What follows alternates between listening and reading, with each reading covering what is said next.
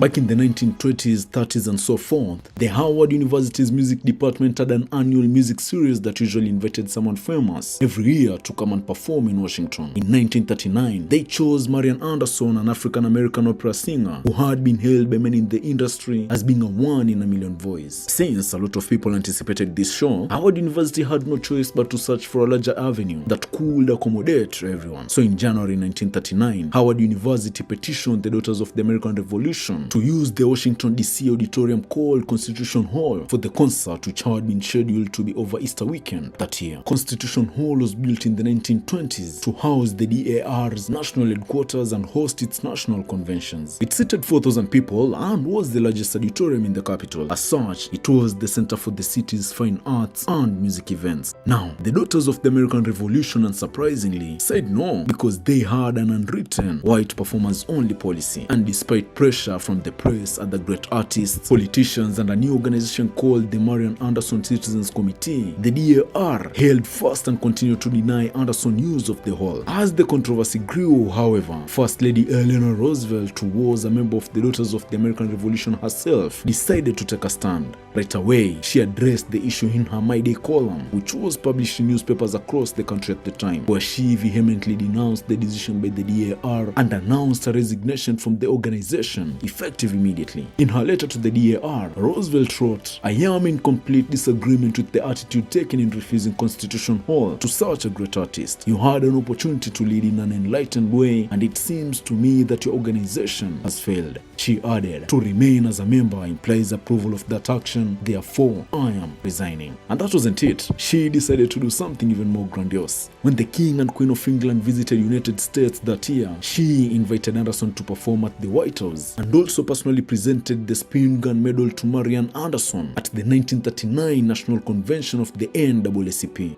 Hold on, that wasn't all she did. At Eleanor Roosevelt's behest, President Roosevelt and Walter White, then executive secretary of the NAACP, and Anderson's manager, Sol Hurok, arranged an open-air concert on the steps of the Lincoln Memorial. The event attracted a crowd of more than 75,000 people, in addition to a national radio audience of millions across the country. Now, you'd be mistaken to think that's as far as Mrs. Roosevelt's allyship extends. After her inspections of the New Deal programs in the southern states, she concluded that the programs which had been enacted to help the poor were discriminating against African Americans who received a disproportionately small share of the relief money. Roosevelt became one of the only voices in her husband's administration, insisting that benefits be equally extended to Americans of all races. Roosevelt also broke with tradition by inviting hundreds of African American guests to the White House, and in 1936 she became aware of the conditions at the National Training School for Girls, a predominantly black reform school in Washington DC. She visited the school, wrote about it in her My Day column, lobbied for additional funding, and pressed for changes in staffing and curriculum in the school. Roosevelt also arranged the appointment of African-American educator Mary Bethune, with whom she had struck up a friendship, as director of the Division of Negro Affairs of the National Youth Administration. To avoid problems with the government staff when Mary would visit the White House, Roosevelt would always meet her at the gate, embrace her, and walk in with her arm in arm. And by the way, Eleanor Roosevelt, in the wake of Brown versus Board of Education, not only supported it, she was relentless, and she wanted everyone to know where she stood, that she wanted it implemented. In the end, Roosevelt's support of African American rights made her an unpopular figure among whites in the South. Rumor even spread of Eleanor clubs formed by servants to oppose the employees, and Eleanor Tuesdays, on which African American men would knock down white women on the street. No evidence has ever been found of either practices, by the way. Even more importantly, when the race riots broke out in Detroit in June 1943, critics in both the North and South wrote that Roosevelt was to blame, as she had vehemently pushed for the introduction of blacks into the Sojourner Truth Housing Project in Detroit. Her support pushed the immigrant Polish community in Detroit to stage an uprising against black people, which later culminated in the Detroit race riots of 1943. In the wake of these attacks, critics of Miss Roosevelt accused her of being a communist and demanded that the FBI take action on her. And of course, the FBI didn't need any encouragement under, wait for it, J. Edgar Hoover. Yeah, the same Hoover that specially targeted Martin Luther King, Malcolm X, Muhammad Ali, and Viola Lizo in an effort to assassinate their characters by spreading false rumors.